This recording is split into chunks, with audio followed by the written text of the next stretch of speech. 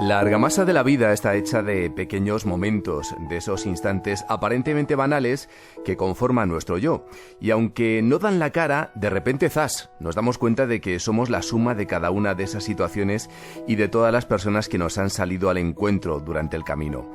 Esa autoconciencia no llega en el pasado ni en el futuro. Arriba en el presente, el tiempo más frágil de todos, según nuestro invitado. Frágil precisamente por su capacidad para tornarse en ayer. Lo que hoy les proponemos es un canto a la hora, una hora lleno de quebrantos y de dudas que en lugar de hundir a sus personajes, les da fuerza para seguir adelante. Una colección de relatos marcados por la pandemia en la que se trenzan vidas variadas. El libro se llama Presente Imperfecto y su autor es Nando López. ¿Qué tal, Nando? Muy buenos días. Muy buenos días, Chema. Qué preciosa presentación del libro. Gracias, y gracias a ti por estar aquí. Yo felicísimo, de verdad. Muchas gracias por la invitación. Nando, ustedes lo conocen de sobra, es colaborador del Gallo que no cesa. Cada mes nos hace propuestas literarias aquí en el programa, pero además, por supuesto, es un prolífico autor de narrativa juvenil, adulta, de ensayos, teatro y autor de este libro, como decimos, Presente Imperfecto, editado por Dos Bigotes.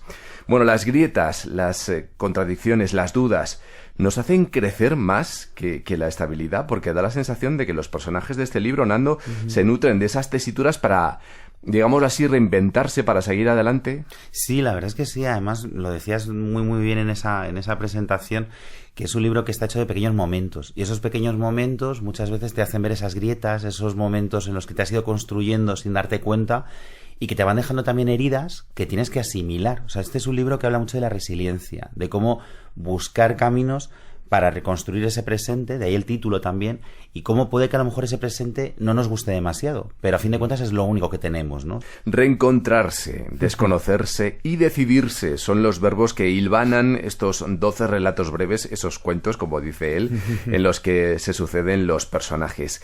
Es la primera vez, Nando, que recurres a esta fórmula y me gustaría saber por qué. Pues porque me apetecía mucho un reto. Tú ya sabes que yo soy muy de plantearme cosas y de desafíos. Desafíos, totalmente.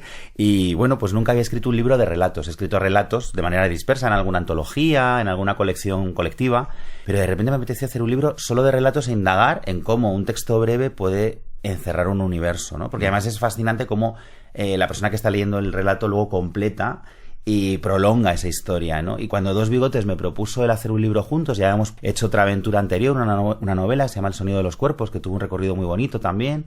Entonces les propuse hacer un libro de relatos, pero además, claro, tenía que ir un paso más allá. Entonces tiene una arquitectura muy especial, con esos 3 verbos, que además tienen 3 ilustraciones maravillosas de Rubén Chumillas. Cada ilustración y cada verbo te lleva a 4 relatos. Y esa arquitectura es un juego, es como un viaje, porque además los personajes se van cruzando y de repente personajes que estaban en el relato número 2 aparecen en el número 6 desde otro lugar, ¿no? O sea que es un juego literario también que me apetecía mucho acometer. Confieso que hubo un momento en el que me arrepentí de haberme puesto tantas dificultades y pensé trabas, ¿no? Totalmente, pero, sí. Pero mereció la pena porque al final eso que hace que el libro tenga una entidad mayor. Una armonía. También, una armonía, ¿no? Y la verdad es que ha sido un proceso muy bonito y un reto estupendo, pero también lo acometí porque la editorial, porque Dos Bigotes lo favorecía, ¿no? Cuando te sientes cómodo con la gente con la que trabajas. Eso te iba a decir, qué bonito, ¿no? Qué bonita relación tienes con esta editorial. Sí, es que es una editorial que apuesta mucho por una literatura de calidad, por una literatura alternativa, por otro tipo de historias, por la diversidad. Y entonces es bonito también trabajar con gente que tiene esa visión tanto en lo literario como en lo social, ¿no? Y bueno, pues colaboré con ellos en una antología colectiva, que era Lo que no se dice, luego en otra, que es El cielo en movimiento, después El sonido de los cuerpos y ahora este Presente Imperfecto, ¿no? Y también, bueno, tengo la suerte de que con las editoriales con las que trabajo siempre me siento muy cómodo y me da mucho espacio, me trata muy bien la gente con la que escribo. Qué bueno, es que te lo mereces además. Muchas gracias. Relatos que se pueden leer, como decía Nando, de forma autónoma o continuada, porque esas historias se van cruzando. Todas tienen en común, lo decíamos anteriormente, la pandemia, el antes, el durante y el después de la pandemia, y tratan asuntos muy variados como la amistad, la lucha, las relaciones de pareja y algo que siempre está muy presente en las obras de Nando López, que es el desconocimiento propio. Y te pregunto por qué es lo que hace de este asunto siempre termine pivotando buena parte de tus relatos. Totalmente, me tienes muy calado, ¿eh? Se nota que nos vamos conociendo. Pues honestamente creo que es una de mis obsesiones porque me parece que es muy difícil llegar a conocerse y que realmente es el gran viaje a lo largo de nuestra vida, el conocernos, ¿no? Y que nos vamos sorprendiendo y es algo que a veces nos desazona y yo quiero darle la vuelta a eso eso y verlo como algo positivo. Qué bien que nos sigamos sorprendiendo, qué bien que no terminemos de conocernos. Eso quiere decir que seguimos construyendo y deconstruyendo a la vez, ¿no? Por un lado, la reivindicación del derecho a ser en todos los frentes, y por otro lado también el derecho a la contradicción, incluso a la incoherencia, ¿no? Es decir, que a veces nos obsesiona esa coherencia que en realidad en ciertos momentos lo que puede hacer es limitarnos. El proyecto surgió antes de la pandemia, pero los escribí durante la pandemia. Entonces fue mi escritura de pandemia. Y claro, eso también me ponía en otro sitio, en otro lugar, ¿no? Y quizá por eso también recorre de manera puntual, ¿no? De una manera porque no quería ser costumbrista, no quería contar lo de los aplausos a las 8, no quería contar todo esto, que lo tenemos demasiado cerca. No te pega, además. No me pega, pero sí cómo ha habido un suceso que ha supuesto una fractura en nuestra identidad y en nuestra vida, y que todavía creo que no somos conscientes de hasta qué punto nos ha marcado. Bueno, el lector que se acerque a Presente Imperfecto va a comprobar que el presente se yergue como un conglomerado de situaciones, de personajes. Y te pregunto, Nando, a ver, ¿un presente imperfecto puede llegar a convertirse en pretérito perfecto simple?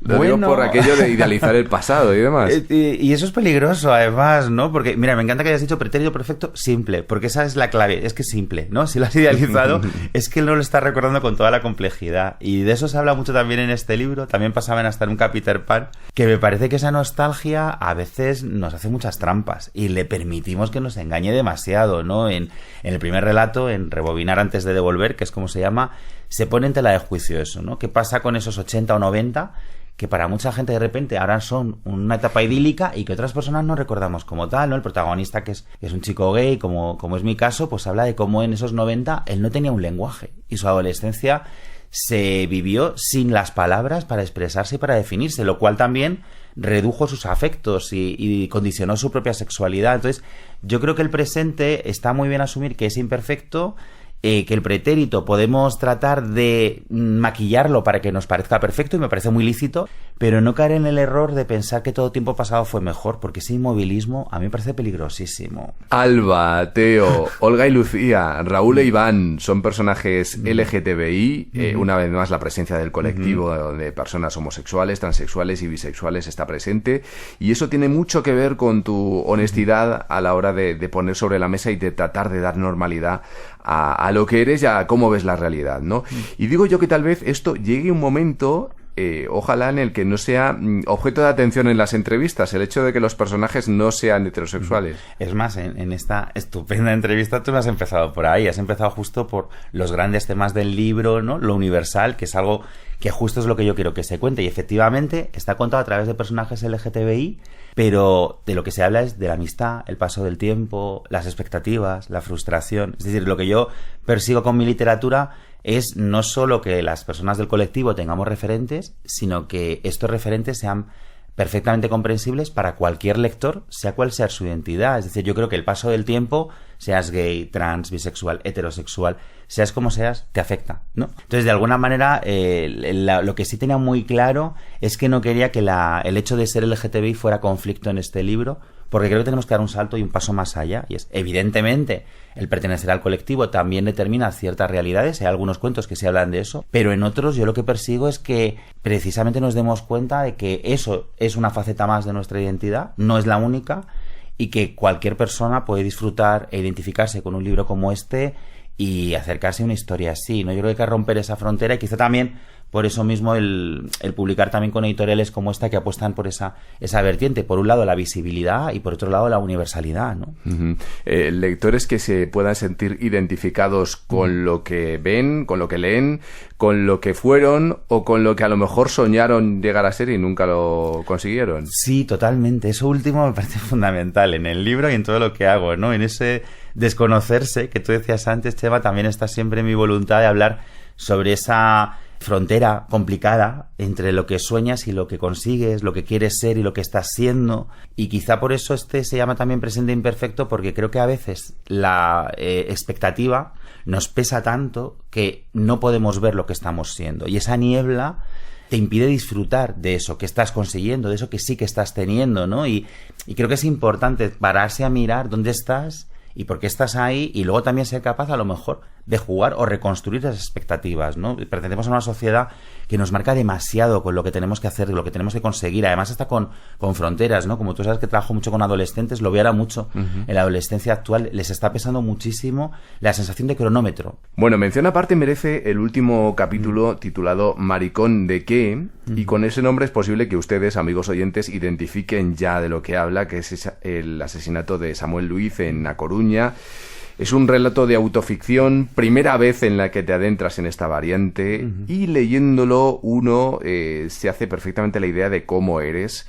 Yo me quedaría con una palabra, que es sensibilidad. Una persona que siente todo lo que ocurre a su alrededor, que tiene, digamos, la piel, a flor de piel todo lo que sucede. Y claro, un asesinato de este tipo tenía que estar presente de algún modo. Sí, la dificultad, Chema, era cómo hacerlo. Sobre todo porque cuando hablas de algo tan grave y tan terrible como el asesinato homófobo de Samuel Luiz, no puedes caer en el amarillismo, no puedes caer tampoco en convertir una tragedia en algo casi mercantil, porque al final va a formar parte de un libro. Yo quería hacer un homenaje sincero. Y quería también que su nombre quedara grabado en un libro, ¿no? La literatura tiene el don y se cuenta en la misma historia, en ese relato.